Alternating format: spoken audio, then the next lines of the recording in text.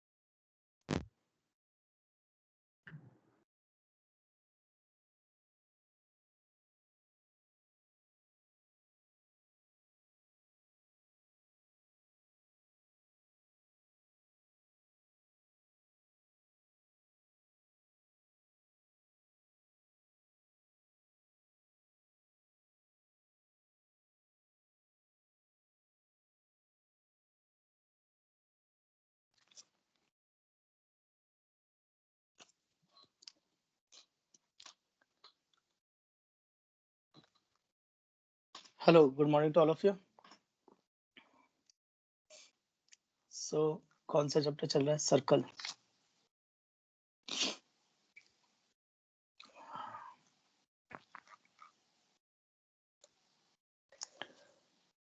आवाज आ रही है? Yes no?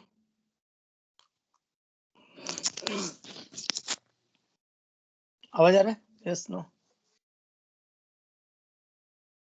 Yes sir.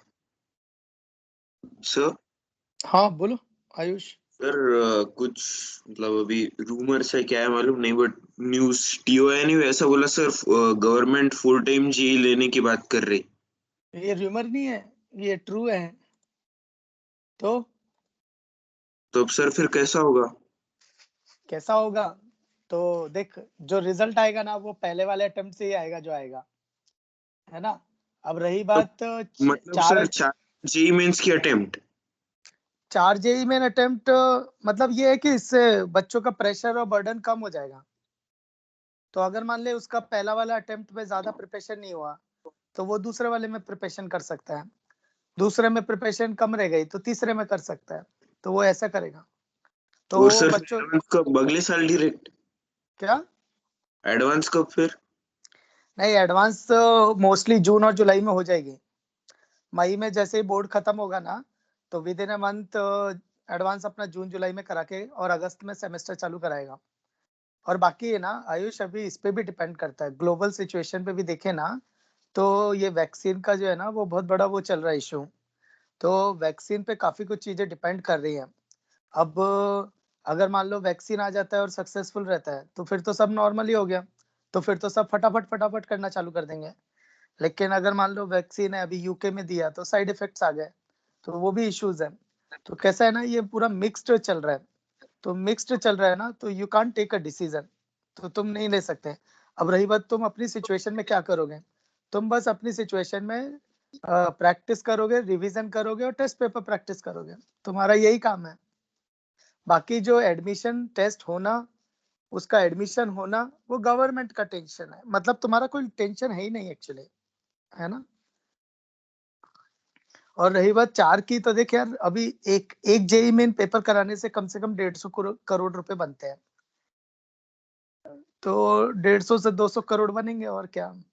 पर इसमें एक सबसे बड़ा बेनिफिट ये है कि बच्चे पे प्रेशर बहुत कम हो जाएगा, क्योंकि क्या होता है ना, मेरा खुद का भी एक एक्सपीरियंस है कि बच्चों के साथ प्रॉब्लम क्या है कि जब पहला पेपर होता है ना, जो जो पहला पेपर है यानी मेंस, तो जो पहला पेपर है ना जेईई मेन, वो बहुत प्रेशर देता है स्टूडेंट को, बहुत ज्यादा। एंड बिलीव मी, वो जेईई मेन होने के बाद ना अगर 10 दिन बाद भी एडवांस होगी ना, बच्चे को कोई फर्क नहीं पड़ता। इतना इतना ह्यूज डिफरेंस आता है।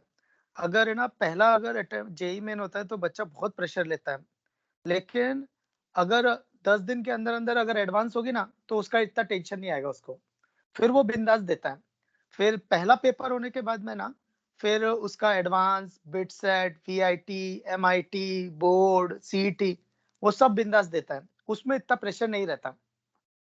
तो जो पहला अटेम्प्ट होता है ना, वो बच्चा बहुत ज्यादा प्रेशर लेता है।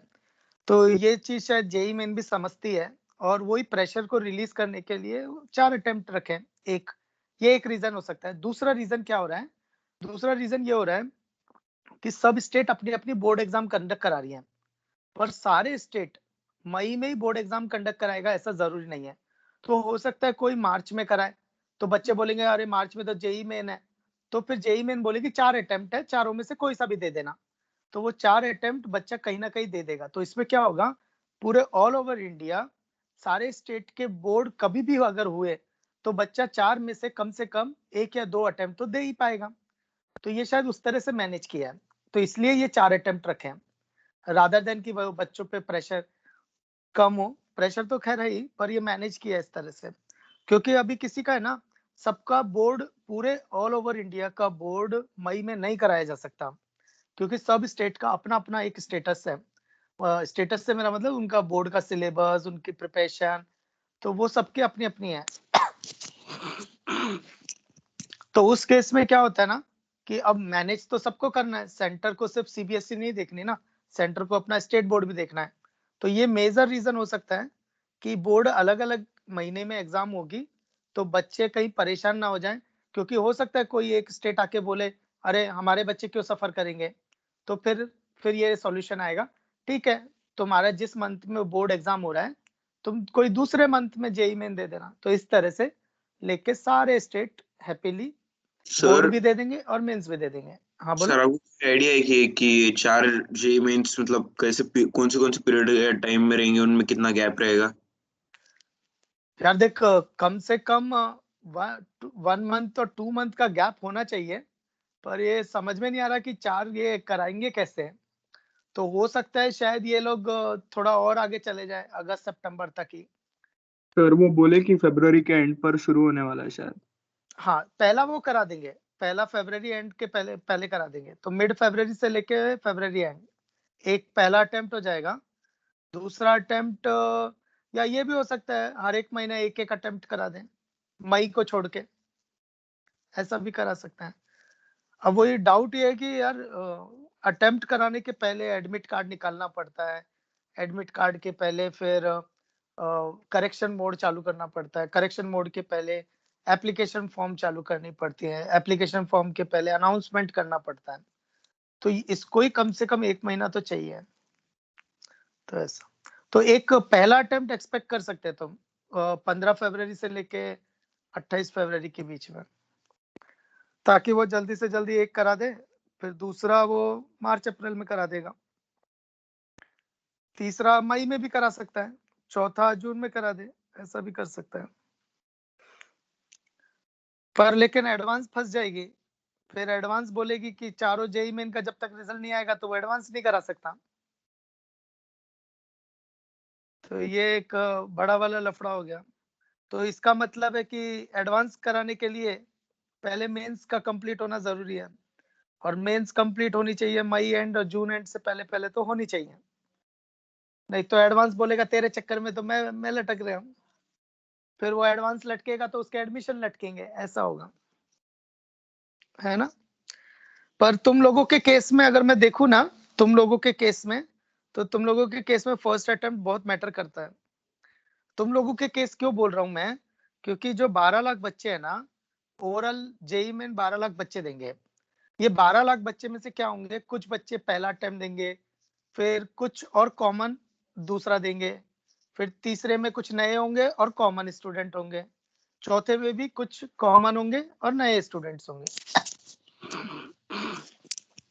तो होगा क्या, अभी तुम लोग क्या है ना, वो 12 लाख बच्चों से अलग हो। वो कैसे है, क्योंकि ऑल ओवर इंडिया अगर देखें तो लाख या 1.5 लाख बच्चे ही कोचिंग करते हैं। बाकी के जो ये है 9-10 लाख, ये सब है ना खेड़े गांव में, या फिर है ना मतलब 11-12 की प्रिपरेशन इस पर ही दे रहे हैं। इसमें कम से कम 40-50 हजार तो नीट वाले भी होंगे और कुछ कॉमन ग्रुप वाले भी होंगे। तो क्या होता ना कि पूरे all over India lakh 1.5 lakh बच्चे होते हैं जो कोचिंग कर रहे होते हैं। ज्यादा ज्यादा 1.5 नहीं तो 2 भी पकड़ लो, तो कम से कम मतलब 8 से लेके 10 लाख बच्चे ऐसे हैं जो विदाउट कोचिंग चलते हैं। तो ये जो 8 से 10 लाख बच्चे हैं, अब इसका ये मतलब नहीं है कि उनका रिजल्ट आ रहा है कि नहीं, तो वो भी जेईई मेन देने वाले हैं, पर उनका तो सिलेबस हुए वाला नहीं है ना। तो वो लोगों को इश्यूज आएंगे, तो वो लोगों को एग्जाम देने में इश्यूज आते हैं। अब तुम लोगों के केस में क्या है, तुम लोगों का सिलेबस हुए वाला है, तुम्हारा mains, advance, CET, 12th board सब हुए वाला सिलेबस है, तो तुम क्या है पूरे कंप्लीटली सेफ साइड हो। हाँ, 100% ही सेफ साइड हो तुम लोग। तो ये जो है ना, जिन लोगों ने कोचिंग वगैरह लगा के रखी है, तो कोचिंग लगा के रखी है तो उनके हो गए। लेकिन 8 से 10 लाख बच्चे, वो तो उन पे डिपेंडेंट है ना, अपने अपने स्कूल्स, अपने जूनियर कॉलेजेस में। पर उनमें तो क्या चल रहा है, वो इंटरनेट इश्यूज हैं, डिवाइस के इश्यूज हैं, फिर टीचर्स के इश्यूज हैं, फिर बच्चों के इश्यूज हैं। तो ऐसे करके उन लोगों को ज्यादा इश्यूज है, तो you are on the safe side. तो तुम्हारे केस में फर्स्ट अटेम्प्ट बहुत मैटर करता है। वो मैटर इसलिए भी करता है कि तुम लोगों के सब कुछ हुए वाला है। एक दूसरा रीजन है, मैंने 2019 और 20 में देखा है कि बच्चों ने 2-2 अटेम्प्ट दिए हैं जनवरी और अप्रैल के, लेकिन उनका जो बेस्ट ऑफ 2 कंसिडर किया है वो जनरली जनवरी ही है। तो मोर देन 80 to 90% स्टूडेंट्स हैं जिनका जनवरी ही फर्स्ट अटेम्प्ट कंसिडर किया गया। इवन अप्रैल अटेम्प्ट में उनके मार्क्स भी बढ़े पर परसेंटाइल गिर गई। मार्क्स बढ़ने के बावजूद भी परसेंटाइल गिरी है। तो जनरली फर्स्ट अटेम्प्ट ही उन बच्चों का कंसिडर किया गया है 19 और 20। पर इस साल थोड़ा सा एक इशू ये है कि 19-20 नॉर्मल मोड में था, यानी normal condition, non Covid situation में था। पर अभी कैसा है, ये कोविड सिचुएशन में है। कोविड सिचुएशन में क्या हुआ है, बच्चों के एक तो प्रिपरेशन नहीं हुई है, उनके सिलेबस कंप्लीट नहीं हुए हैं, तो इसमें कुछ फर्क हो सकता है। तो वो कुछ बोल नहीं सकते, इट्स ऑल मिक्स्ड। पर इतना है कि जो बच्चे सेल्फ कर रहे हैं ना, वो लोगों का रिजल्ट उठ के आएगा। तो तुम्हारा अगर 15 फरवरी को होता भी है तो भी तुम कोई टेंशन में नहीं है, तुम्हारा you will be on the safe side. और फिर तुम्हें पता भी चलता जाएगा, अगर तुम तो देखो ना, तुम लोग तो वो सिचुएशन में हो कि तुम अपना फर्स्ट अटेम्प्ट दे सकते हो। पर ऐसे काफी बच्चे हैं जो अभी वो सिचुएशन में है ही नहीं जो फर्स्ट अटेम्प्ट। अभी for example repeater batch, generally non Covid situation में रिपीटर स्टार्ट होता है जून में और एग्जाम होती है उसकी पहली जनवरी में। इस बार क्या हुआ है, रिपीटर्स बच्चों ने प्रिपरेशन स्टार्ट किया नवंबर से। इवन बच्चे अभी भी फंसे हुए हैं, क्यों, क्योंकि अभी भी सीईटी की काउंसलिंग चल रही है, तो सीईटी के एडमिशन हुए नहीं है, तो बच्चे अभी भी कंफ्यूज हैं कि हम रिपीट कर रहे हैं कि नहीं कर रहे। तो उनको तो अभी पता भी नहीं है, काफी बच्चों को, कि यार हमारा रिपीट है कि नहीं है। तो वो लोग बहुत कंफ्यूज है। तो यानी उनको वो they are not ready for the first. वो तो फिर ऐसा हो गया, सितंबर में दिया, अभी फरवरी में दिया वो लोगों को। तो ऐसे काफी है। अब तुम लोगों का केस देखा जाए तो you are in a very good situation. तुम्हारा सिलेबस हो गया, तुम्हारा रिवीजन हो जाएगा, टेस्ट पेपर फुल पोर्शन चालू ही है ना। अब पॉइंट ये है कि तुम्हें दूसरों का सोचना है कि खुद का सोचना है। तो दूसरों का मत सोचो, क्योंकि उनका कोई नहीं सोच रहा। तुम अपना सोचो, क्योंकि तुम्हारा कोई नहीं सोच रहा। Anything else? बाकी यार वो आयुष तेरा आइलर लाइन का ना यार वो आरएमओ लेवल का है वो पूरा, पर मैं फिर भी उसको गो थ्रू करता, मैं फिर भी देखता मैं उसको, जैसे ही लगेगा मैं बताता मैं, and you know I am a very busy person, है ना। So yes sir. Anything else no sir. है ना। तो तुम लोग बहुत स्ट्रांग पोजीशन में हो, और ऐसा नहीं है कि तुम्हारा दिल रखने के लिए बोल रहा हूँ, क्योंकि तुम बहुत मतलब तुम तो अच्छे खासे अभी 11th-12th में आ गए, मेरे से ज्यादा एक्सपीरियंसड हो, मैं तो काफी सीधा साधा भोला भाला हूँ। तो तुम्हें तुम्हारा दिल रखने के लिए तो नहीं बोल सकता। तो तुम्हारा मैथ्स का पूरा सिलेबस हुआ है ना, रिविजन्स चालू है। नेक्स्ट वीक में अपना होपफुली या तो कैलकुलस स्टार्ट हो जाएगा, नहीं तो हाँ मतलब होपफुली नेक्स्ट वीक में कैलकुलस स्टार्ट हो जाएगा। फिर फुल पोर्शन टेस्ट चालू ही है तुम्हारा, तो ऑलमोस्ट सब हुए वाला है। तो मतलब अब फिर एक इशू आता है कि तुम्हारा कितना हुए वाला है, वो फिर तुम्हें खुद की अपनी अपनी पोजीशन समझनी होगी, क्योंकि अगर मान लो सिलेबस ही नहीं होता ना, तो फिर तो यार सिचुएशन और टाइट हो जाती। और बच्चा भी बोलता कि यार मैं सिलेबस ही नहीं हुआ, कहाँ का रिवीजन, कहाँ का टेस्ट पेपर, इसलिए ठीक है। और एक और प्लस पॉइंट है ना तुम लोगों के लिए, वो 90 में से सिर्फ 75, 90 में से नहीं सॉरी 30 में से 25 क्वेश्चंस करने ईच सब्जेक्ट। तो 25 क्वेश्चन आउट ऑफ 90, 30 क्वेश्चंस करने ईच सर तो सब्जेक्ट। मतलब बस 25 काउंट किए जाएंगे कि सब 30? नहीं, वो 25 काउंट किए जाएंगे।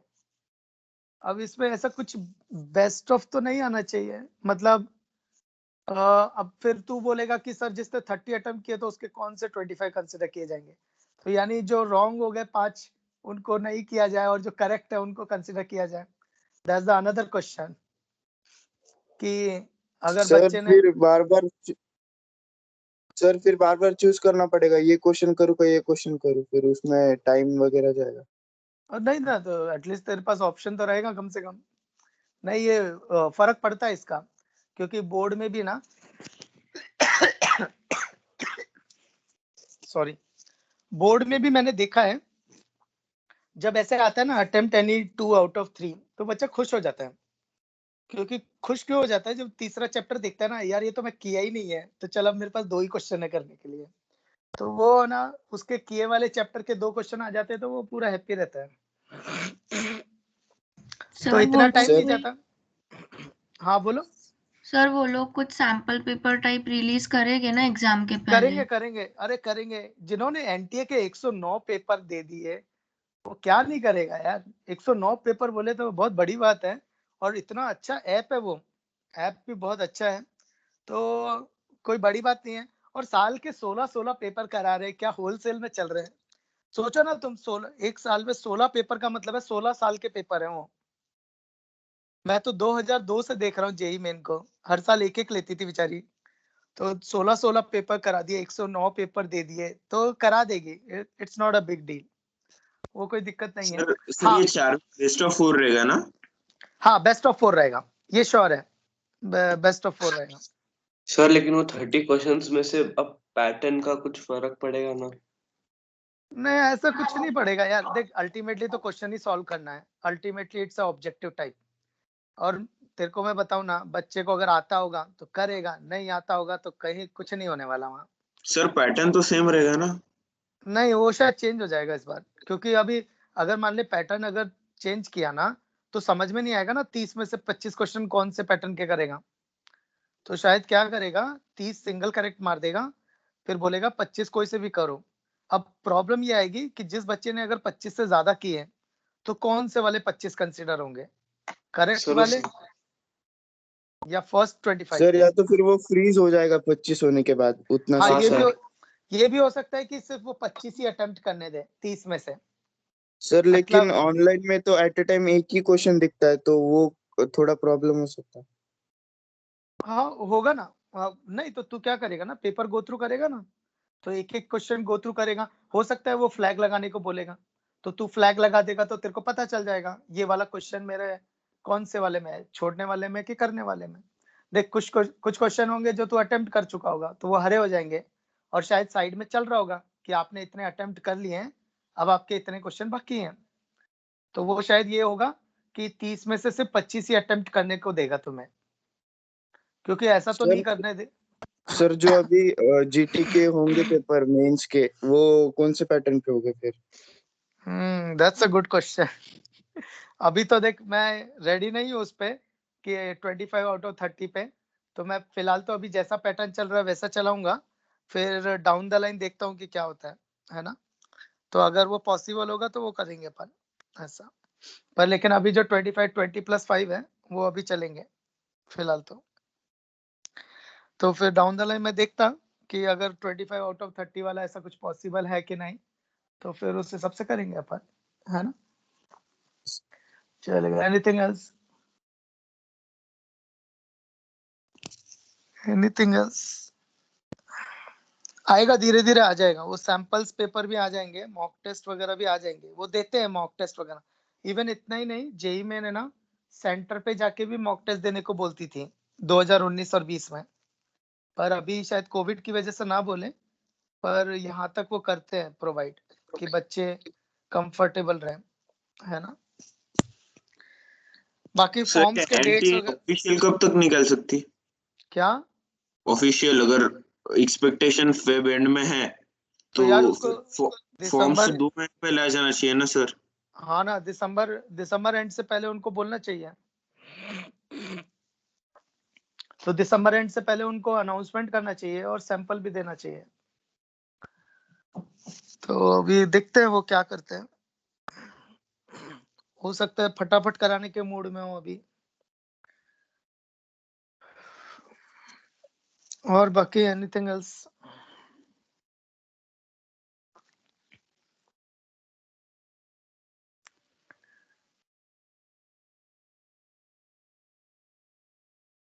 सर नहीं तो फिर जैसे वो कॉलेज वालों का अभी अभी स्टार्ट हुआ है सेमेस्टर, तो उनके साथ में हमारा रखने के लिए इतना लेट लेट किया जा रहा हो? नहीं नहीं, ऐसा कुछ नहीं है। और तुम लोग उनसे इंडिपेंडेंट हो। उनका सेमेस्टर कब चालू हुआ और कब खत्म होगा, इसका तुम लोगों से कोई ज्यादा रिलेशन नहीं है, कुछ ज्यादा नहीं है। उनको वो इंस्टीट्यूट खुद मैनेज करेगी। एक्चुअली क्या होता है ना, ये देखो एग्जाम एनटीए करा रही है, पर जो सेमेस्टर्स वगैरह होते हैं ना वो सिर्फ इंस्टीट्यूट ही देख रहा है, तो सारे इंस्टीट्यूट अलग अलग है। जैसे तुम्हारे जूनियर कॉलेज के एडमिशन हुए थे, तो कुछ बच्चों ने देवगिरी भरा होगा, एसबी भरा होगा, किसी ने विवेकानंद भरा होगा, नायक भरा होगा, पर जब एडमिशन हो गया तो फिर वही कॉलेज उसका देखेगा, तो वो उसका उसका हेडेक है, तो वो उसका कोई लेना देना नहीं है उससे। बस उनकी कोशिश ये है कि तुम्हारा भी अगस्त से चालू हो जाए तो सब कुछ स्ट्रीमलाइन हो जाएगा। तो ऐसा, अब वो पता नहीं, ये साल ये भी चल रहा था कि जनरली तुम्हारा ईयर कैसा रहता है ना, अप्रैल टू अप्रैल रहता है ना तुम्हारा। जैसे 9th 10th तुम्हारी जो क्लासेस रहती हैं, स्कूल्स रहते हैं, वो अप्रैल टू अप्रैल रहते हैं। तो इस बार ये भी चल रहा था कि जनवरी टू दिसंबर कर दे, तो वो ईयर वाइज ही कर दे तो फिर बहुत स्मूथ हो जाएगा। अब बहुत कंफ्यूजन होता है ना, तुमने 10th कब, तुमने एडमिशन कब लिया, तुम एग्जाम कब दे रहे, बोले हमने 18 में 10th किया, नहीं 19 में 10th किया, 21 में 12 करेंगे हम। सर वो नीरा ने पूछा है कि सीबीएसई एग्जाम के बारे में क्या, वो क्लैश नहीं होगा क्या? किसके साथ क्लैश? जेई में इनके साथ? यस। हाँ तो होगा तो एक अटेम्प्ट होगा कोई, अगर क्लैश होगा ना तो 4 में से कोई एक अटेम्प्ट होगी, तो तुमको तुमको क्या 1 या 2 अटेम्प्ट देना है, ऐसा होगा फिर।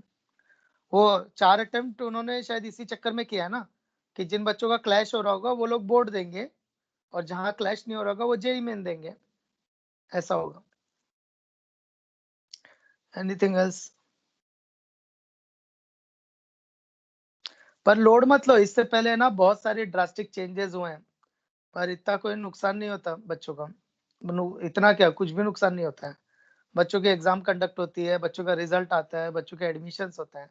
प्रॉब्लम बस ये है कि बच्चा मेहनत कर रहा है कि नहीं, तो इम्पोर्टेंट वही है कि तुम लोग मेहनत कर रहे कि नहीं कर रहे। बाकी ये सब क्या है ना, व्हाट्सएप यूनिवर्सिटी है ना, ये जो है ना व्हाट्सएप यूनिवर्सिटी, वो क्या है बच्चों का दिमाग खराब करती रहती है। फिर क्या है, बच्चे इंस्टाग्राम, फेसबुक, व्हाट्सएप यूनिवर्सिटी, तो वो सब र्यूमर्स वगैरह, फिर कुछ बच्चे बैठ के ज्ञान पेलते रहते हैं, कई 4-5 लोग बैठ गए डिस्कशन कर रहे हैं पार्लियामेंट की तरह, होता जाता कुछ है नहीं उनसे। तो ऐसा, तो उसमें क्या होता है ना, तुम लोग अननेसेसरी अपने दिमाग खराब करते हो, उनमें फिर थॉट जाते हैं। अभी फॉर एग्जांपल तुम्हारे सोचने से क्या फर्क पड़ेगा मेरे को बताओ। मैं ये सब इसलिए बोल रहा हूँ कि जो लोग ओवर थिंकिंग करते होंगे, तो तुम्हारे सोचने से कुछ फर्क नहीं पड़ता। अभी तुम सोचो कि फरवरी में हो और तुम सोचो कि मार्च में हो, कुछ फर्क नहीं पड़ता। हाँ, बस ये है कि हाँ, तुम ये बोलोगे कि ठीक है, हम फिर प्लानिंग किस तरह से करें। तो तुम्हारी प्लानिंग है ना, तुम्हारे क्या कहते हैं, तुम एक महीने के हिसाब से प्लानिंग कर सकते हैं, 1 महीना या 1.5 महीने के हिसाब से, कि ठीक है, मेरे को इतना सिलेबस करना है, इतना रिवीजन करना है और ये टेस्ट पेपर प्रैक्टिस करना है। अरे समझ में। और हर एग्जाम के पहले 1 महीना तो मिलेगा ही मिलेगा ना। इस बार तो मैंने शायद सुना है VIT JEE मेन से ले रही है। हाँ सर। है ना। और कल तो देखो NTSC होने वाली है, 10th के बच्चे एग्जाम दे रहे हैं, वो भी ऑफलाइन मोड में रहेगी शायद, वो तो NTSC लेवल 1 तो 10th के बच्चे एग्जाम दे रहे हैं, तुम तो बड़े बच्चे हो, है कि नहीं? तो now you will be ready for the test, है ना। Anything else?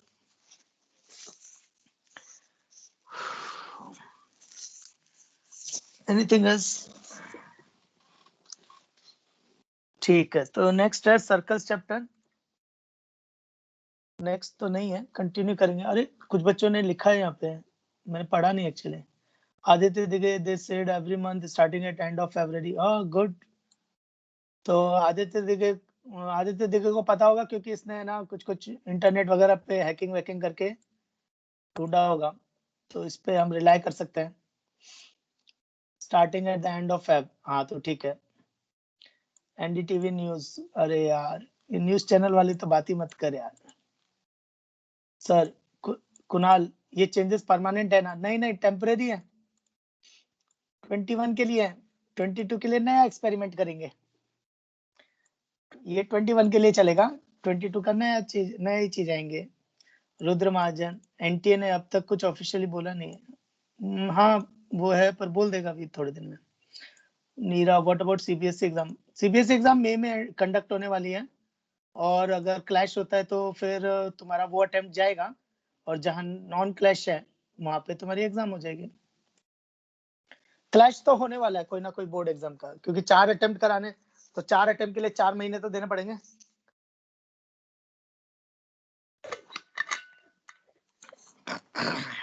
ठीक है, चलेगा। तो सर्कल चैप्टर में मैंने लास्ट डायमेट्रिक फॉर्म्स कर लिया था।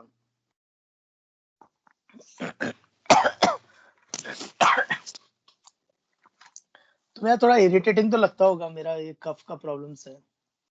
हाँ, फिर भी सॉरी फॉर दैट, पर मुझे पता है तुम कुछ कर नहीं सकते इसके अंदर, बट फिर भी सॉरी फॉर दैट।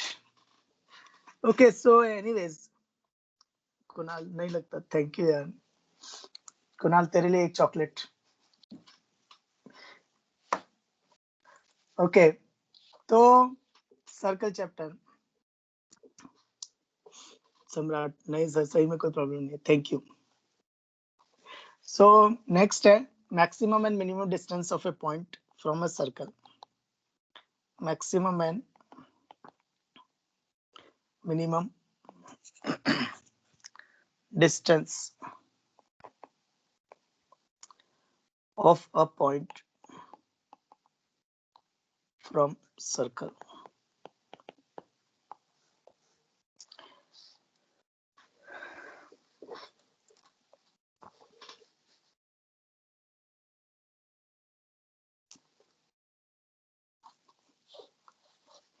तो देखो, तो मैक्सिमम और मिनिमम का मतलब क्या है? टॉपिक इंपॉर्टेंट है, पर ये टॉपिक मतलब मैक्सिमम मिनिमम डिस्टेंस इंपॉर्टेंट है, पर सर्कल के केस में ये इजी है। पर जब पैराबोला, इलिप्स, हाइपरबोला में जाता है ना, तो क्वेश्चन का लेवल बढ़ जाता है। तो अब फंडा क्या है? देयर इज अ सर्कल और there is a point x1, y1। तो होगा क्या? तो सर्कल का एक पॉइंट और P से डिस्टेंस निकालेंगे, तो ऐसी बहुत सारी डिस्टेंस आएंगी। ऐसी बहुत सारी डिस्टेंस आएंगी, ऐसी बहुत सारी डिस्टेंस आएंगी, है ना। तो इन डिस्टेंस में से, तो ये डिस्टेंस वेरी कर रही है, तो इन डिस्टेंस में से एक ऐसी डिस्टेंस होगी जो सबसे छोटी होगी और एक ऐसी डिस्टेंस होगी जो सबसे बड़ी होगी। अब ऐसा क्यों? तो देखो, अगर मैं डिस्टेंस को कंटिन्यूअस फंक्शन मान लूं, अगर मैं डिस्टेंस को कंटिन्यूअस फंक्शन मान लूं, तो सॉरी, डिस्टेंस को अगर मैं फंक्शन मान लूं तो वो कंटिन्यूअस है। तो अगर मैं डिस्टेंस को एक फंक्शन मान लूं तो वो कंटिन्यूअस है, और continuous function in a close interval it's a bounded function. तो अगर ये बाउंडेड फंक्शन है तो इसकी कोई मिनिमम, एक्सट्रीम वैल्यू थ्योरम, तो एक्सट्रीम वैल्यू थ्योरम तो उसकी कोई मिनिमम और मैक्सिमम आएगी। फिर क्वेश्चन आएगा कहाँ आएगी, तो वहां आएगी एक ऐसी लाइन जो कर्व पे नॉर्मल हो, जो कर्व पे नॉर्मल हो, और कर्व की नॉर्मल सर्कल के सेंटर से पास होती है, सर्कल की नॉर्मल सर्कल के सेंटर से पास होती है। तो इसकी मिनिमम डिस्टेंस आ गई एपी और मैक्सिमम आ गई बीपी। तो मिनिमम डिस्टेंस होगा एपी, और ये निकालेंगे कैसे, सीपी माइनस रेडियस, और मैक्सिमम डिस्टेंस होगा बीपी, मैक्सिमम डिस्टेंस होगा बीपी यानी सीपी प्लस रेडियस। रोमित, अरे स्क्रीन नहीं दिख रही, स्क्रीन नहीं दिख रही क्या? दिख रही है सर।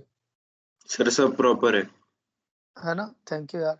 रोमित, नहीं दिख रही क्या अभी भी स्क्रीन? मीटिंग लीव करके फिर से ज्वाइन कर दो एक बार।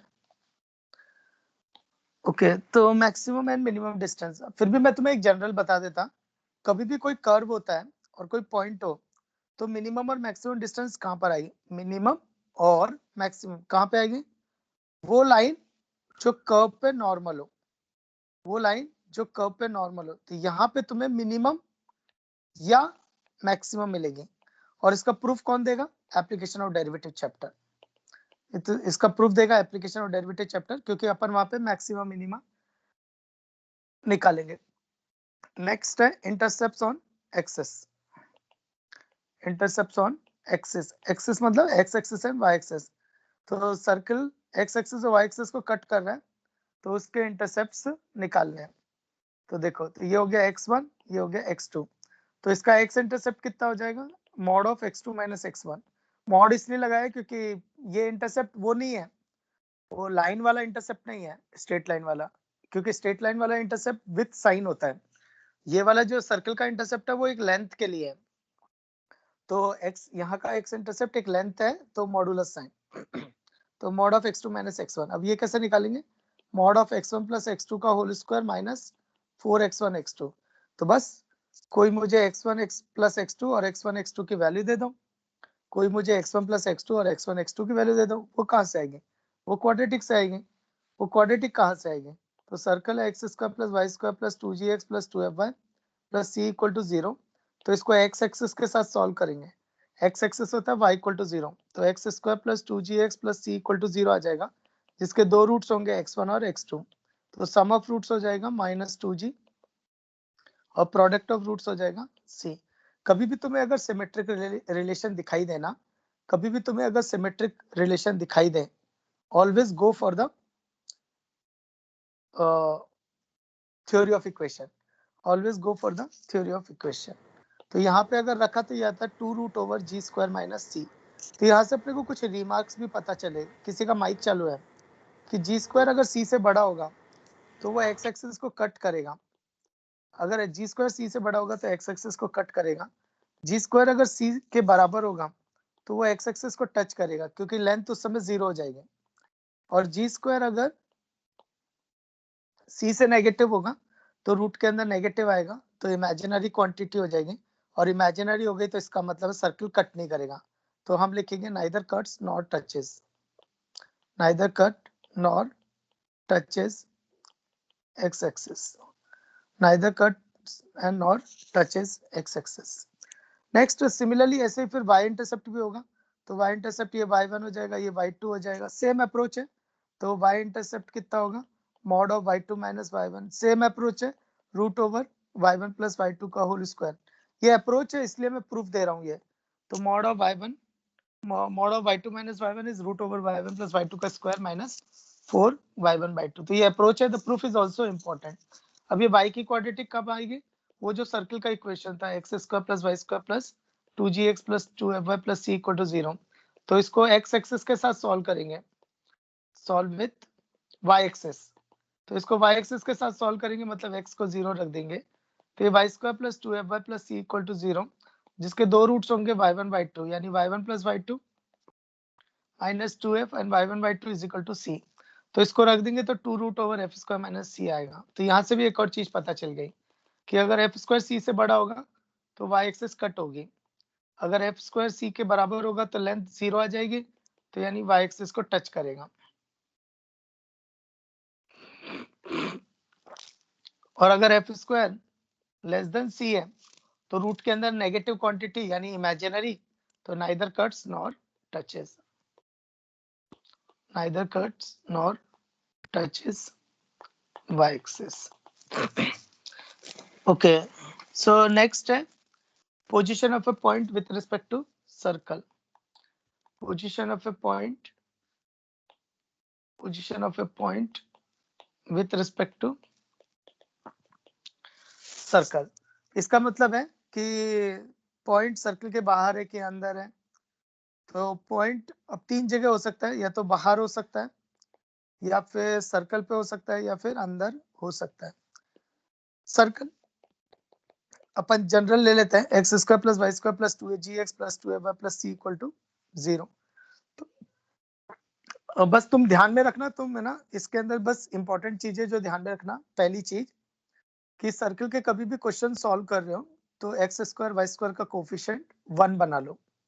दूसरी चीज कि तुम अगर सर्कल चैप्टर के कोई फॉर्मूले यूज कर रहे हो तो पहले चेक कर लो वो स्टैंडर्ड सर्कल के लिए बना था कि जनरल सर्कल के लिए बना था। और तीसरी चीज, सर्कल के क्वेश्चन सॉल्व कर रहे हो तो ऐसा जरूरी नहीं है कि तुम इक्वेशन से ही सॉल्व करो, ज्योमेट्री से भी सॉल्व कर सकते हैं, क्योंकि सर्कल की ज्योमेट्री के बारे में भी हमें काफी कुछ पता है। Area, arc length, length of tangents, angle bisectors, फिर वो सर्कमफ्रेंस पे एंगल सबटेंड करना। तो सर्कल की काफी सारी प्रॉपर्टीज पता है। तो क्वेश्चन हो सकता है कोऑर्डिनेट ज्योमेट्री की बजाय सिर्फ ज्योमेट्री से ही सॉल्व हो जाए। ठीक है, तो ये तुम्हारी स्मार्टनेस है कि तुम इन चीजों पे ध्यान दे रहे हो कि नहीं दे रहे हो, तो वो सोचते रहना पड़ता है।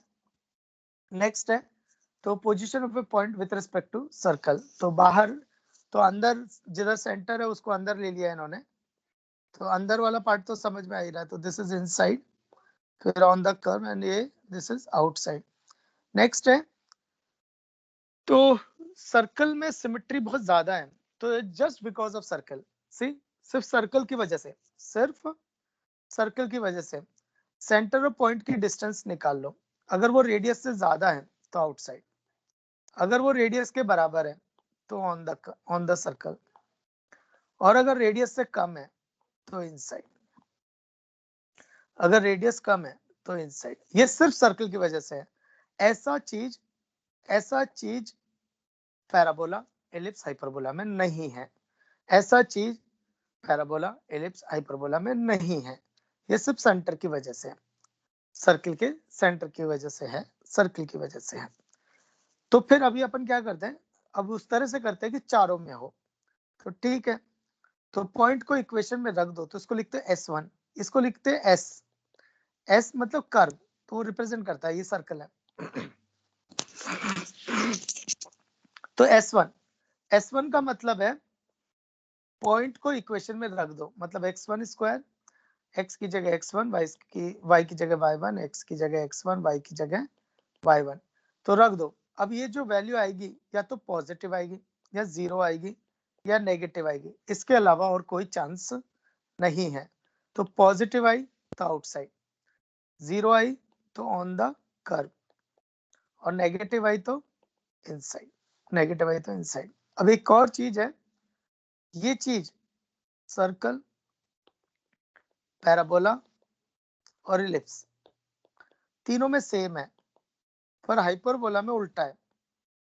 हाइपरबोला में उल्टा है, S1 नेगेटिव मतलब आउटसाइड है, और S1 पॉजिटिव मतलब इनसाइड।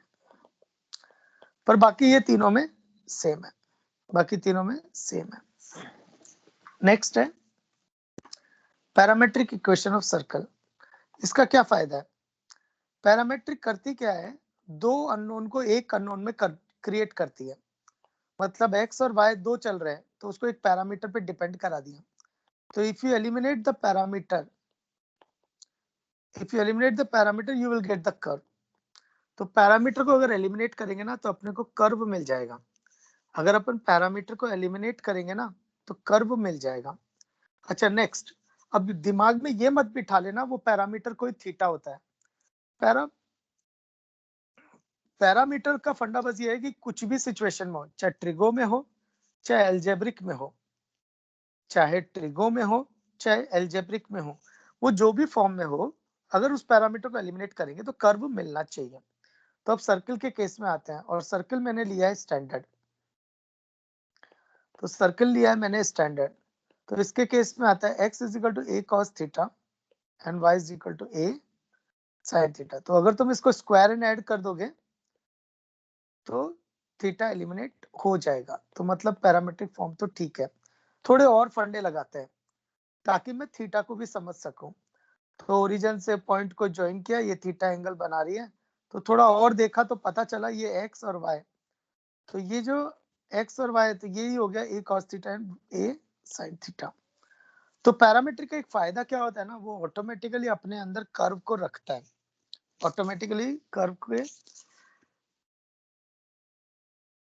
कर्व को अपने अंदर रखता है। और इसको यूज करने का फायदा ये है कि you have to handle only one unknown. दूसरा फायदा ट्रिगो में चला जाता है, बच्चों को ट्रिगो इजीली हैंडल कर सकते हैं, as compare to algebraic. Next है लाइन एंड सर्कल।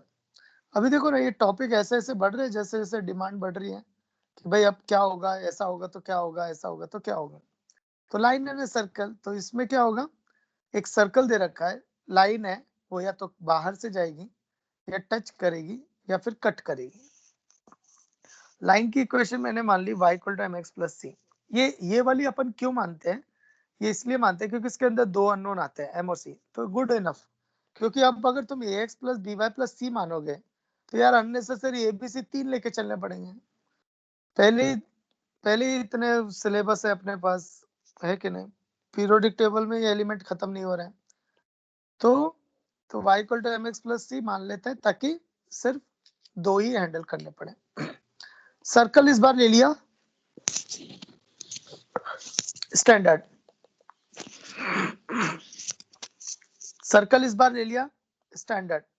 तो x square plus y square equal to a square. तो सर्कल मैंने ले लिया स्टैंडर्ड। तो पहली चीज just because of the circle, मतलब पैराबोला इलिप्स हाइपरबोला में काम नहीं करेगी। तो just because of the circle का सेंटर सी है, इसका परपेंडिकुलर डिस्टेंस निकाल लो, इसका परपेंडिकुलर डिस्टेंस p निकाल लो। तो अगर वो जो परपेंडिकुलर डिस्टेंस फ्रॉम सेंटर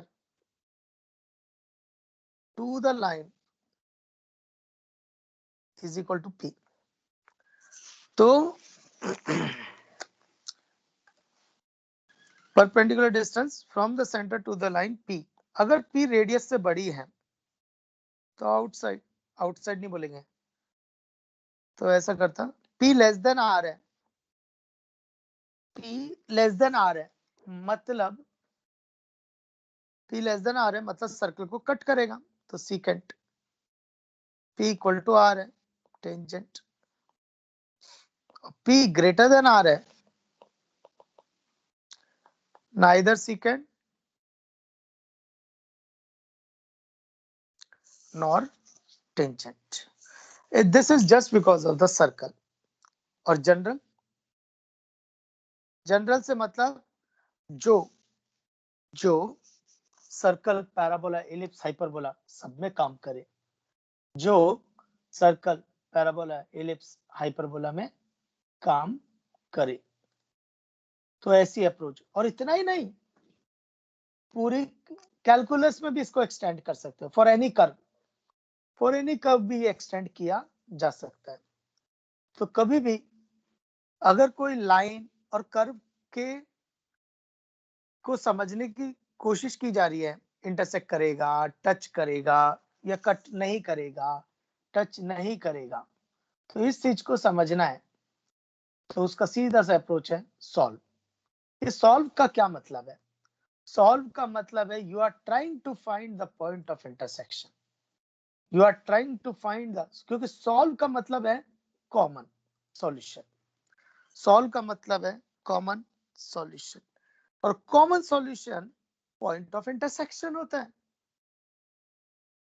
तो solve y equal to mx plus c and x square plus y square is equal to a square. Solve कैसे करते हैं? y को उठा के रख दो, तो mx प्लस सी का होल स्क्वायर प्लस x स्क्वायर is equal to a square, ये बन गई x की क्वांटिटी। इसको एक्सपेंड करेंगे तो ये 1 plus m square into x square plus 2mcx plus c square minus a square equal to 0।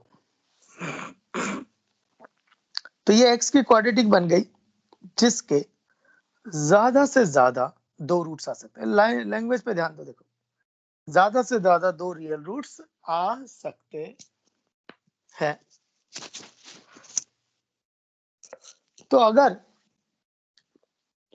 d greater than 0 roots आ रहे, इसका मतलब है पॉइंट ऑफ इंटरसेक्शन का x कोऑर्डिनेट आ रहा है, पॉइंट ऑफ इंटरसेक्शन का x कोऑर्डिनेट आ रहा है। अब पॉइंट ऑफ इंटरसेक्शन का x कोऑर्डिनेट आ रहा है,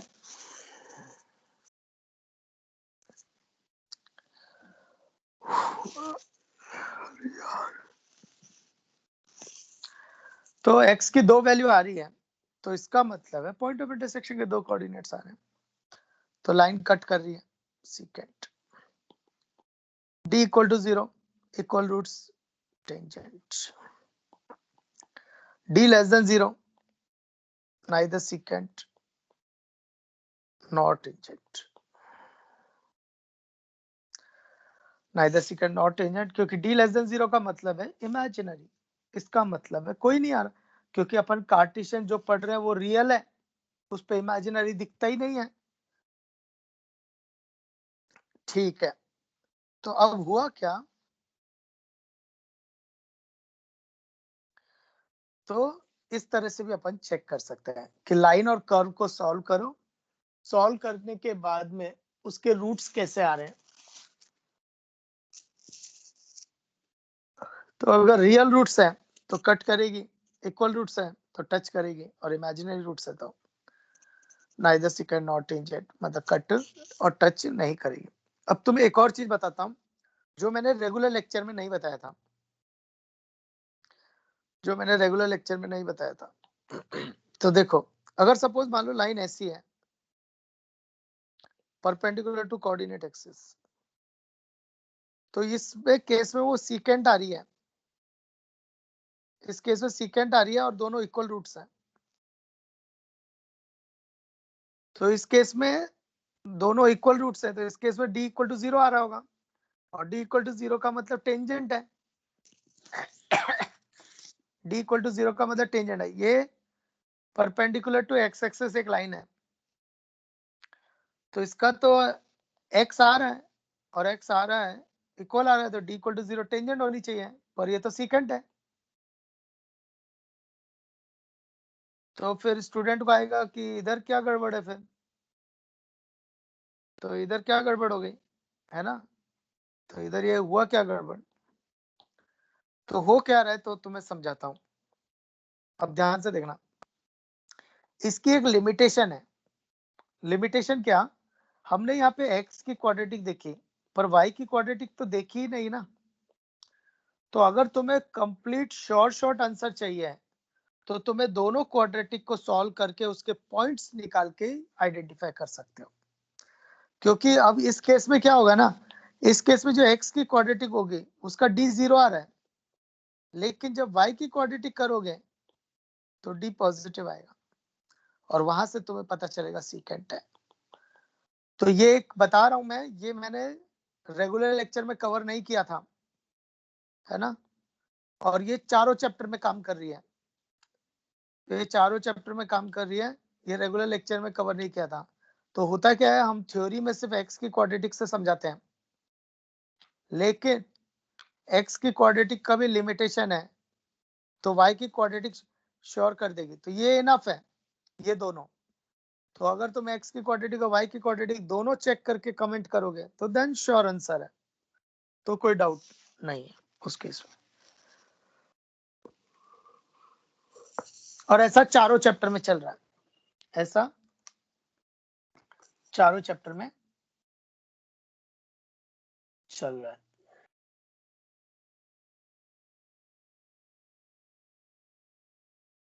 ठीक है, नेक्स्ट है chord joining alpha beta. So chord joining alpha and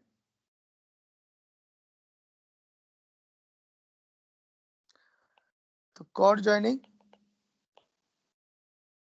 2 points alpha and beta, इसका क्या मतलब है? मतलब है ये स्टैंडर्ड सर्किल के लिए है, तो अल्फा का मतलब है a cos alpha a cos beta sine beta, a cos alpha a sine beta, और ए कॉस, अरे यार, a cos alpha a sine alpha, और दूसरा है a cos beta a sine beta. तो अल्फा बीटा का ये मतलब है, तो दोनों पॉइंट को ज्वाइन करने वाली लाइन की इक्वेशन। तो ये अल्फा बीटा का क्या मतलब है? अल्फा बीटा का मतलब है पॉइंट को ओरिजिन से ज्वाइन करना, ये अल्फा बना रही होगी, इसको ओरिजिन से ज्वाइन करना, ये बीटा बना रही होगी, इसका ये मतलब है। पर उतने जाने की जरूरत नहीं है अपने को, तो अल्फा पे पॉइंट हो गया a cos alpha a sine alpha, beta पे पॉइंट हो गया a cos beta a sine beta. दो पॉइंट पता है, दो पॉइंट को ज्वाइन करने वाली लाइन की इक्वेशन निकालेंगे। दो पॉइंट पता है, तो दो पॉइंट को ज्वाइन करने वाली लाइन की इक्वेशन निकालेंगे। x upon a cos of alpha plus beta by 2 plus y upon a sine of alpha plus beta by 2 is equal to cos of alpha minus beta by 2। तो x upon a cos alpha plus beta by 2 plus y upon a sine alpha plus beta by 2 is equal to cos of alpha minus beta by 2। Important है, important है।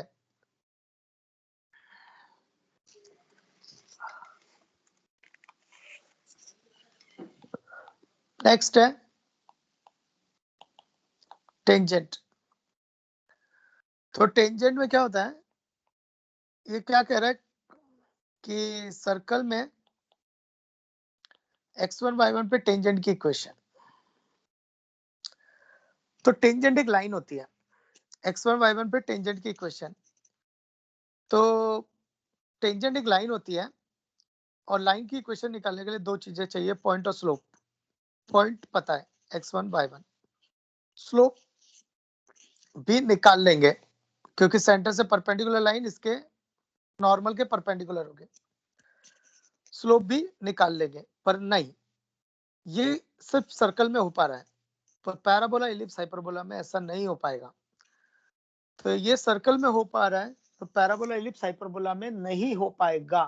तुम देख रहे हो circle में इतनी symmetry है, मैं कई ऐसी चीजें एक्सप्लेन कर रहा हूं जो सर्कल कर पा रही है लेकिन पैराबोला इलिप्स हाइपरबोला नहीं कर पा रही है। तो जरूरी नहीं है कि हर बार क्वेश्चन ज्योमेट्री से ही जाया जाए या कॉमन फॉर्मूले से ही जाया जाए, तो वो बिकॉज ऑफ सर्कल भी जाया जा सकता है।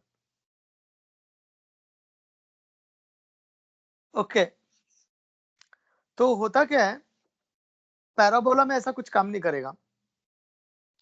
तो सेकेंड डिग्री का हमने एक फंडा निकाला कि टेंजेंट की इक्वेशन कैसे लिखेंगे। एक्स स्क्वायर की जगह एक्स x1 रख देंगे, वाई स्क्वायर की जगह वाई y1, 2x की जगह x प्लस x1, 2y की जगह y प्लस y1। तो 2x की जगह x प्लस x1 और 2y की जगह y प्लस y1।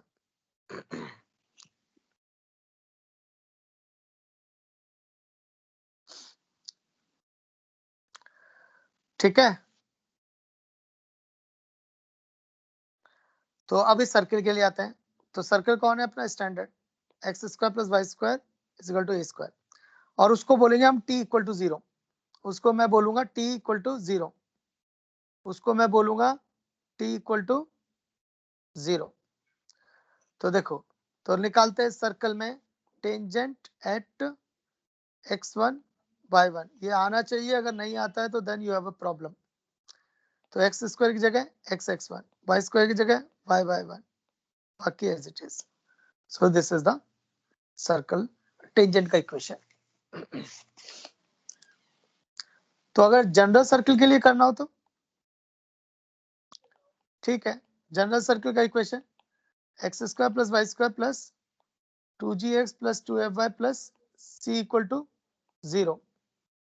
तो एक्स स्क्वायर की जगह एक्स x1, वाई स्क्वायर की जगह वाई y1, 2x की जगह x प्लस x1, 2y की जगह y प्लस y1, और constant as it is, constant as it is. और इसको हम रिप्रेजेंट करते हैं ऐसे t equal to 0, t equal to 0। अब इसको थोड़ा और खींचते हैं। तो टेंजेंट्स, ये स्टैंडर्ड सर्कल के लिए, स्टैंडर्ड सर्कल के लिए। अच्छा, ये एक चीज रह गया, हाँ, यहाँ पे मैं एक्सप्लेन कर रहा था कि x के क्वाड्रेटिक है d इक्वल टू 0 टेंजेंट। तो अगर मैं d को 0 करूँ ना, तो d को 0 करने पे मुझे मिलेगा c square is equal to a square into 1 plus m square. तो c is equal to plus minus a root over 1 plus m square, इसको बोलते हैं कंडीशन ऑफ टेंजेंसी। इसका ये मतलब है कि c की इस वैल्यू के लिए, c की इस वैल्यू के लिए लाइन टेंजेंट हो जाएगी, c की इस वैल्यू के लिए लाइन टेंजेंट हो जाएगी। तो इसका बोलने का क्या मतलब है कि अगर मान लो, तो ये जो टेंजेंट है, तो ये टेंजेंट की इक्वेशन हो जाएगी y equal to M x plus C. तो c है plus a root over 1 plus m square, और एक और होगी m, पर जो m तो माइनस वाली भी होगी, पर जो होगी वो इसके पैरेलल होगी, तो वो इसके पैरेलल होगी। तो y equal to M X minus a root over 1 plus m square, and the interesting part कि the distance between them is diameter, the distance between them is diameter. तो इसको बोलते हैं कंडीशन ऑफ टेंजेंसी। तो tangents standard circle के लिए, तो at x1 y1, तो x1 plus y1 is equal to a square, important है, इसको बोलते हैं कार्टेशियन फॉर्म। फिर पैरामेट्रिक फॉर्म, x1 की जगह रखेंगे a cos थीटा, y1 की जगह रखेंगे a sin थीटा। तो x cos theta plus y sin theta is equal to a, और इसको बोलते हैं पैरामेट्रिक फॉर्म, इसको बोलते हैं पैरामेट्रिक फॉर्म। नेक्स्ट, ये भी इंपॉर्टेंट है, ये इंपॉर्टेंट क्यों है, क्योंकि यहाँ पे तुम्हें सिर्फ एक ही थीटा हैंडल करना है। नेक्स्ट है y is equal to M x plus minus a root over 1 plus m square, इसको बोलते हैं slope form.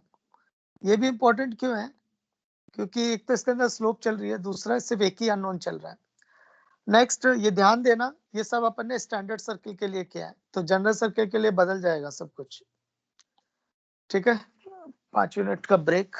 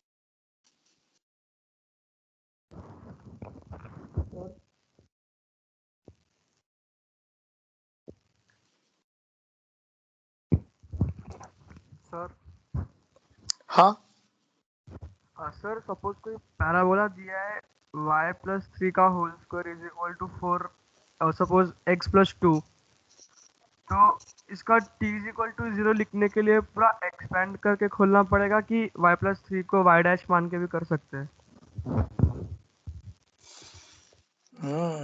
Point to be noted. पर तू y डैश भी मानेगा ना तो भी y में तो लाना ही पड़ेगा, तो एक्सपेंड करके ही करना पड़ेगा, क्योंकि दोनों टेंजेंट अलग अलग निकलते हैं अगर किए तो। हाँ लेकिन तेरे को बाद में शिफ्टिंग लगानी पड़ेगी ना। अगर तूने y+3 को अगर y डैश भी मान लिया तो तू y डैश स्क्वायर की जगह लिखेगा y डैश y1, है ना। हाँ तो y डैश y1 फिर क्या होगा, तेरे को y डैश पे भी शिफ्टिंग लगानी पड़ेगी और y1 पे भी शिफ्टिंग लगानी पड़ेगी। तूने y1 पे शिफ्टिंग नहीं लगाई होगी इसलिए अलग अलग आ रही होगी,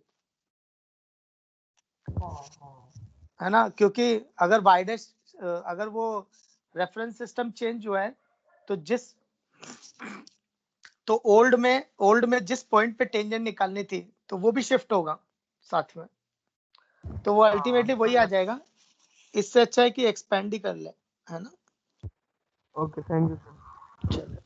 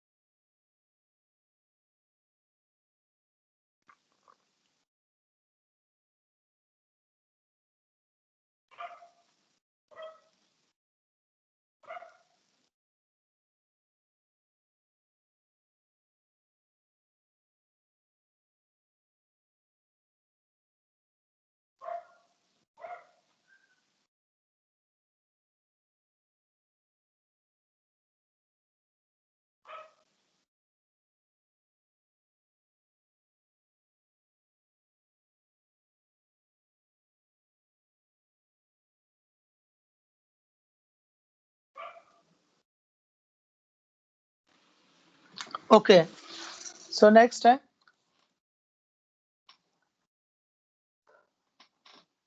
रिमार्क। तो रिमार्क क्या है कि सर्कल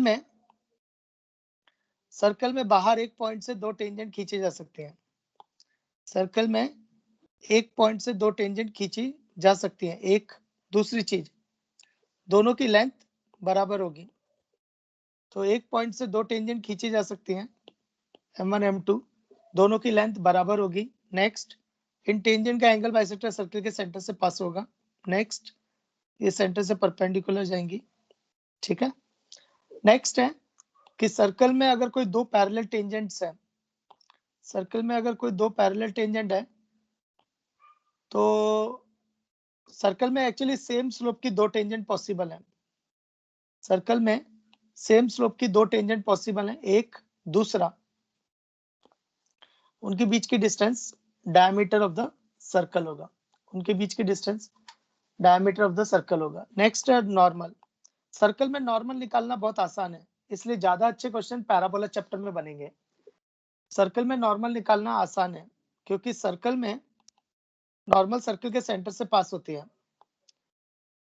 तो अगर कोई टेंजेंट दे रखी है तो नॉर्मल सर्कल के सेंटर से पास हो गए। तो बस करना क्या है, टेंजेंट का स्लोप निकालना है। सेंटर पता होगा, सेंटर पता होगा और नेगेटिव रेसिप्रोकल नॉर्मल का स्लोप आ जाएगा। तो जैसे अगर मुझे मान लो x1 y1 पे टेंजेंट की इक्वेशन निकालनी, नॉर्मल की इक्वेशन निकालनी है x1 y1 पे, तो x1 y1 पे मुझे नॉर्मल की इक्वेशन निकाली, तो y minus y1 is equal to slope into x minus x1। अब टेंजेंट का स्लोप कितना आएगा, टेंजेंट की इक्वेशन आती है y1 plus x1 is equal to minus a square equal to 0 is equal to a square. तो यहाँ पर स्लोप आ जाएगा minus x1 upon y1, minus x1 upon y1। तो नॉर्मल का स्लोप होगा negative reciprocal y1 upon x1, तो y1 upon x1।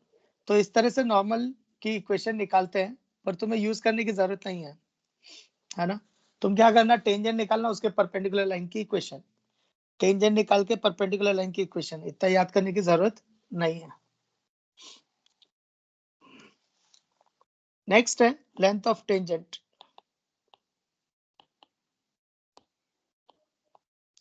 Next है length of tangent.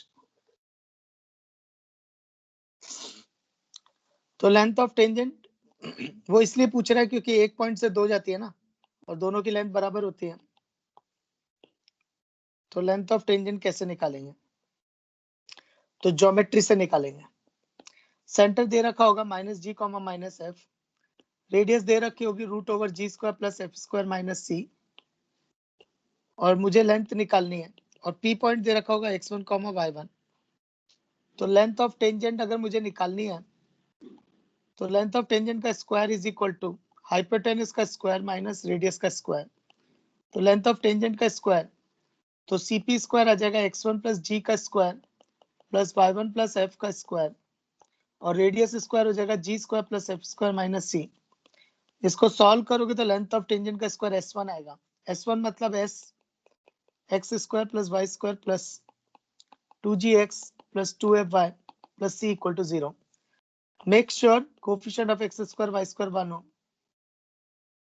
Make sure coefficient of x² और coefficient of y² 1 हो। तो length of tangent का formula आ जाएगा √s1। ये भी काफी यूज होता है लेंथ ऑफ टेंजेंट का फॉर्मूला। नेक्स्ट है पावर ऑफ पॉइंट।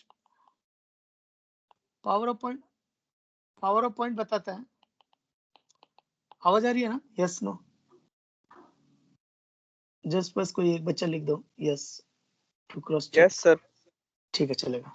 तो पावर ऑफ पॉइंट क्या बताता है कि कोई भी सर्कल दे रखा है, मैंने जनरल ले लिया, तो कोई भी सर्कल ले रखा है, तो उसके बाहर एक पॉइंट है, उस पॉइंट से इनफाइनाइट कॉर्ड जा सकते हैं, उस पॉइंट से इनफाइनाइट कॉर्ड जा सकते हैं, उस पॉइंट से इनफाइनाइट कॉर्ड जा सकती है। अब एक इंटरेस्टिंग बात क्या है कि वो जो भी कॉर्ड होंगी वो सर्कल को दो पॉइंट पे कट करेगी, a1 b1, a2 b2, an bn और ये pt। तो पॉइंट है x1, y1। तो हो क्या रहा है कि वो इनफाइनाइट कॉर्ड सर्कल को दो पॉइंट पे कट करेगी, and the interesting part, the product of the segment is same.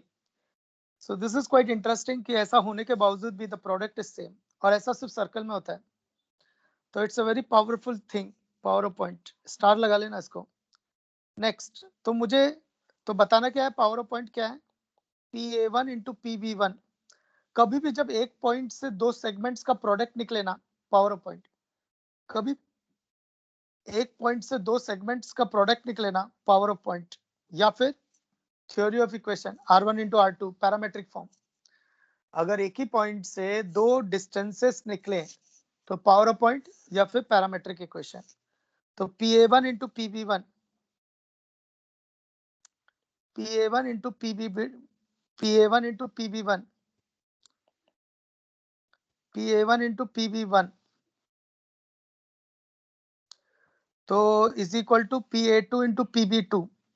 तो ये सब सेम आएंगे, PAN × PBN। और एक इंटरेस्टिंग चीज, ये किसी के बराबर आता है, तो वो किसके बराबर आता है वो थोड़ी देर में देखेंगे। तो मुझे ये प्रूफ करना है कि ये सेम और कांस्टेंट आता है, सेम और कांस्टेंट आता है। तो मुझे प्रूफ क्या करना है कि किसी भी ओरिएंटेशन में ये प्रोडक्ट हमेशा कांस्टेंट आएगा। तो सपोज ये मैंने माना θ1, इसका माना θ2, इसका माना θn, तो सब लाइन का सिर्फ थीटा चेंज हो रहा है। तो r डिस्टेंस पे कोऑर्डिनेट क्या होगा, पैरामेट्रिक फॉर्म। तो r डिस्टेंस पे कोऑर्डिनेट क्या होगा, x1 + r cos θ, y1 + r sin θ। ये प्रूफ इंपॉर्टेंट है इसलिए बता रहा हूं मैं। तो दिस लाई ऑन सर्कल, और मैं ये जनरल सर्कल पे ले रहा हूं, तो this lie on the circle, तो x1 + r cos θ का whole square, y1 + r sin θ का होल स्क्वायर, फिर 2gx फिर 2f y plus constant equal to 0। इसको एक्सपेंड करोगे ना तो x square plus y square plus something of x plus something of y plus s1 equal to 0 आएगा। s1 मतलब x1 square plus y1 square plus 2g x1 plus 2f y1 plus c ये आएगा। ठीक है, तो ये are square, अच्छा गड़बड़ कर दिया, गड़बड़ कर दिया। X square y square x y थोड़ा ही आएगा, आर स्क्वायर आएगी आर स्क्वायर। देखो ये आएगा r square something of r plus s1 equal to 0 आएगा। तो r square plus something of r plus s1 equal to 0 आएगा।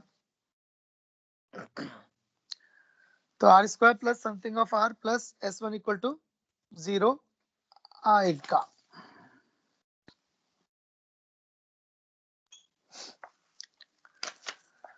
ठीक है,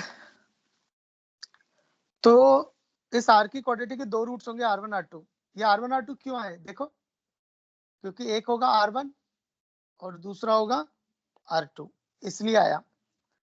तो r1 इंटू r2, तो r1 इंटू r2 अगर तुम निकालोगे तो वो मिलेगा s1 which is constant which is independent of theta. तो independent of theta it is a constant, तो यानी पावर ऑफ पॉइंट, तो this value is equal to s1, this value is equal to s1। एक और interesting चीज है, अगर point बाहर होगा तो पावर ऑफ पॉइंट पॉजिटिव होगी, अगर पॉइंट अंदर होगा तो पावर ऑफ पॉइंट नेगेटिव होगा, अगर पॉइंट सर्कल पे होगा तो पावर ऑफ पॉइंट 0 होगा। तो इसलिए हम पावर ऑफ पॉइंट हमेशा तब सोचते हैं जब पॉइंट अंदर या बाहर हो। अगर पावर ऑफ पॉइंट सर्कल पे होता है ना तो कचरा हो जाता है, वो 0 हो जाएगा नहीं तो इसका पहला रिमार्क हो गया कि पावर ऑफ पॉइंट में भी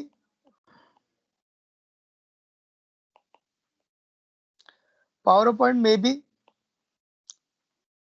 पॉजिटिव, नेगेटिव और 0। अब देखो कुछ बच्चे ये भी सोचेंगे सर वो PA into PA1 into PB1 है तो उसको लेंथ ऑफ टेंजेंट का स्क्वायर भी बोल देना, क्योंकि वो S1 है ना, और S1 is the length of tangent का square.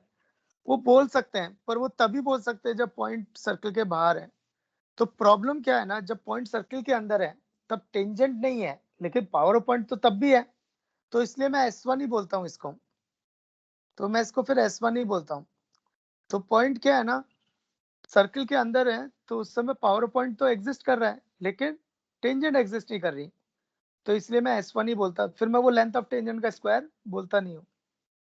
Second important, a1x plus b1y plus c1 equal to 0 and a2x plus b2y plus c2 equal to 0, ये दो लाइन दे रखी हैं, ये दो लाइन कोऑर्डिनेट एक्सिस को कट कर रही हैं, तो कट कर रही है तो 4 पॉइंट्स बनेंगे, और 4 पॉइंट सर्कल पे लाई करें ये जरूरी नहीं है, ये 4 पॉइंट सर्कल पे लाई करे जरूरी नहीं है, 3 हमेशा करेगा, 3 को करना ही पड़ेगा, क्योंकि 3 ट्रायंगल बनाते हैं और ट्रायंगल के लिए एक सर्कम सर्कल होता है। For every triangle there must be a circumcircle, for every triangle there must be a circumcircle, पर 4 पॉइंट के लिए वो जरूरी नहीं है।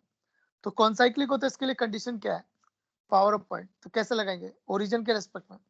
तो देखो ये बहुत ट्रिकी हो जाता है सोचना, OA1 OA2 OA1 OA2 OB1 OB2, तो ये A1 आ जाएगा minus C1 by A1 comma 0, A2 आ जाएगा minus C2 by A2 comma 0, B1 आ जाएगा 0 comma minus C1 by B1, और B2 आ जाएगा 0 comma minus C2 by B2,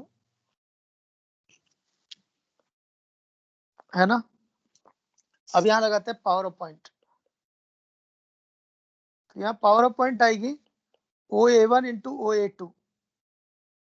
कभी भी देखो सर्कल आए ना तो एक बार सोचने का, अरे पावर पॉइंट लग तो नहीं रही कहीं, उस बच्चों को आती है पावर पॉइंट, पर प्रॉब्लम क्या होती है क्वेश्चन में नहीं लगा पाते। बच्चों को सर्कल भी पता है, पावर पॉइंट कैसे लगाते हैं वो भी पता है, पर जब क्या होता है ना क्वेश्चन आता है ना तो उसमें पावर पॉइंट लगाना ये थोड़ा सा रिस्की हो जाता है स्टूडेंट के लिए। तो OA1 into OA2 is equal to OB1 into OB2, तो ये आ जाएगा -C1 by A1 into -C2 by A2 is equal to -C1 by B1 into -C2 by B2। तो C1 C2 तो कैंसिल हो गया, तो A1 A2 equal to B1 B2। तुम चाहो तो ऐसे भी लिख सकते हो, A1 by B1 is equal to B2 by A2,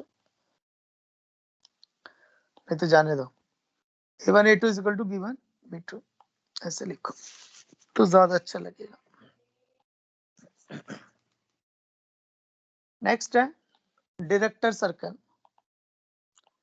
director circle, director circle होता है, डायरेक्टर सर्कल की एक डेफिनेशन है, ये सर्कल चैप्टर से नहीं है। तो डायरेक्टर सर्कल की अपनी एक डेफिनेशन है, परपेंडिकुलर टेंजेंट्स के इंटरसेक्शन पॉइंट का लोकस है ये।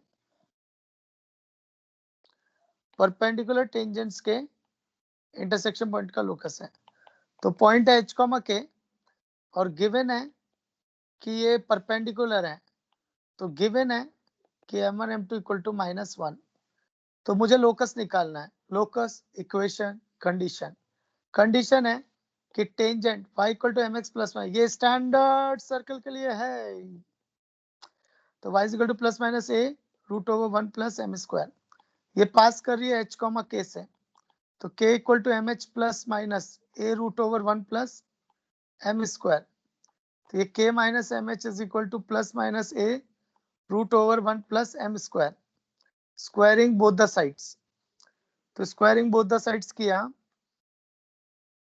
तो ये आएगा k square plus m square h square minus 2h k m is equal to a square plus a square m square. इसको लिखा तमीज से, तो h square minus a square into m square minus 2h k m plus k square minus a square equal to 0। उसके दो roots हैं m1 m2, तो product of roots k square minus a square upon h square minus a square, given था -1, तो ये आ जाएगा k square minus a square is equal to minus h square plus a square. तमीज से h square plus k square is equal to 2a square, locus x square plus y square is equal to 2a square. तो ये तो circle है, तो यहाँ पे पता चला कि डायरेक्टर सर्कल तो एक सर्कल है, वो तो आना ही था सिमेट्री से। तो यहाँ पे पता चला कि डायरेक्टर सर्कल एक सर्कल है, तो डायरेक्टर सर्कल एक सर्कल है। तो ठीक है, remark, director circle is the concentric circle with the given circle. तो director circle is concentric with the given circle and the radius of the circle is √2 times of the original circle. √2 times of the original circle, वो तो मैं वैसे भी निकाल सकता था। कैसे? ये 90 डिग्री है, ये 45 डिग्री है, रेडियस ए है, तो हाइपोटेनस कितना होगा? √2a, तो वो तो मैं पहले भी निकाल सकता था। तो सोचो जनरल सर्कल के लिए, तो जनरल सर्कल का डायरेक्टर सर्कल क्या होगा? x प्लस जी का square plus y plus F का whole square is equal to √2 root over G square plus F square minus C का होल स्क्वायर। तो √2 root over G square plus F square minus C का whole square. तो director circle is concentric with the given circle and √2 times radius of the original circle, √2 times radius of the original circle. ठीक है, बाकी का next lecture में continue करते हैं। तो कल तुम्हारा JEE advance full portion test हो जाएगा।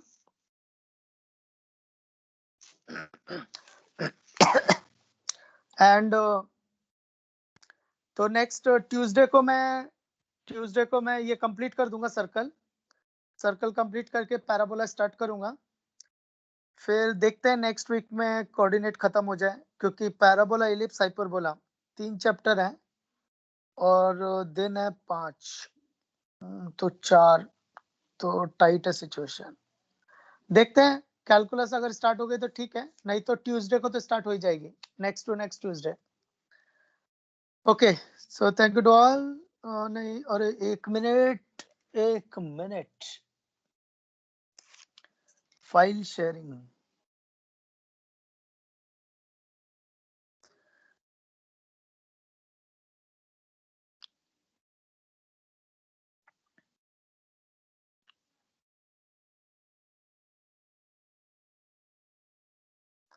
ओके सो नेक्स्ट कैसा रहेगा? तो कोशिश करते हैं नेक्स्ट वीक में कैलकुलस स्टार्ट हो जाए, हो गई तो अच्छा है, नहीं तो ट्यूसडे यानी 22 तारीख को कैलकुलस स्टार्ट हो जाएगी। बाकी कल तुम्हारा जेई एडवांस का टेस्ट है, ठीक है, चलेगा। बाकी अपना टाइम खराब मत करो इन चीजों में, कब मेंस हो रही है कब एडवांस हो रही है सब पता चल जाएगा, वो बहुत बड़ा हल्ला है, कहीं ना कहीं पता चल जाएगा। तुम अपने सिलेबस टेस्ट पेपर रिवीजन पे ध्यान दो, ठीक है, चलेगा।